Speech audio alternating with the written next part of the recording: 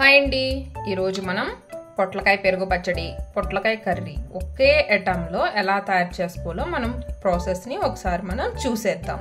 ముందుగా కొద్దిగా ఆయిల్ వేసుకోవాలి. ఆయిల్ కొంచెం హీట్ అయినాక తాలింపు వేసుకోవాలి. మినప్పప్పు, జీలకర్ర, ఆవాలు వేసుకొని తాలింపు పెట్టుకోవాలి. ఇందులోనే ఎండుమిరపకాయలు వేసుకుందాం.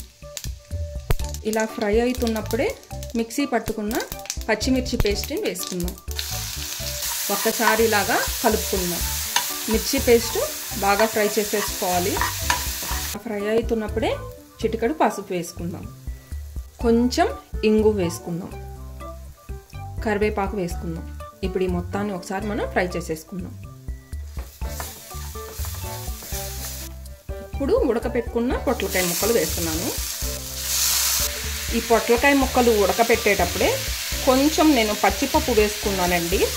ఇటు కర్రీకి ఉపయోగపడుతుంది, అటు చట్నీకి, రెండింటికి చేసుకోవచ్చు అని చెప్పి వేసాను.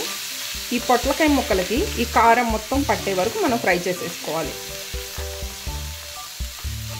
ఇప్పుడు ఈ పొట్లకాయ ముక్కలకి పచ్చి కారం మొత్తం పట్టేసిందండి. ఇప్పుడు ఇందులో నుంచి నేను కొద్దిగా కర్రీ తీసి పక్కన పెట్టేసుకుంటున్నాను. ఇప్పుడు మిగిలిన ఉన్న కూర ఉంది కదండి, అందులో నేను పచ్చి కొబ్బరి తురుము వేస్తున్నాను.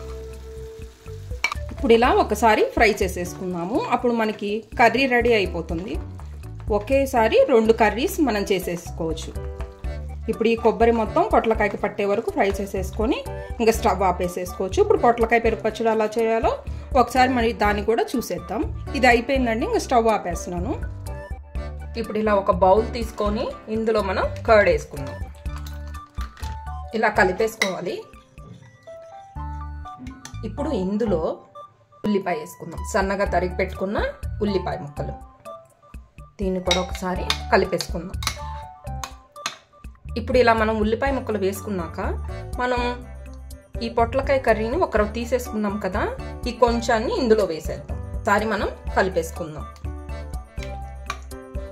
నేను పచ్చిమిర్చి ముక్కలు వేయట్లేదండి, ఆల్రెడీ మనం పచ్చిమిర్చి పేస్ట్ వేసేసుకున్నాం కదా, మంచి టేస్ట్ వస్తుంది. ఇప్పుడు ఇందులో సన్నగా తురుముకున్న క్యారెట్ తురుము వేసుకుందాం. కలిపేసుకుందాం. కొద్దిగా వాటర్ పోసుకుందాం. ఇంకా మనం తాలింపు కూడా వేయక్కర్లేదు, ఎందుకంటే మనం ఆల్రెడీ తాలింపు కూడా పెట్టేసాం కదా.